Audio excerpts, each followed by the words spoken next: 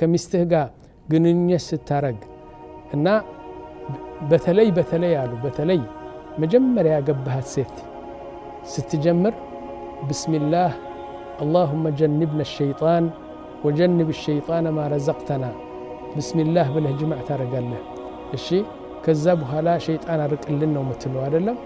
እዛ ሌሊት ልጅ ከተረገዘ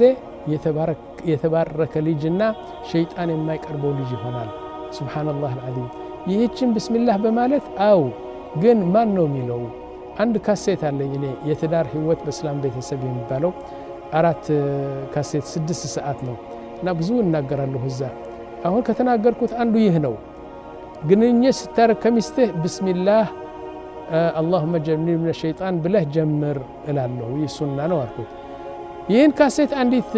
3-4 ሴቶች ሆነው ይሰሙት ነበር አለኝ አንዱ ነው የሚነግረኝ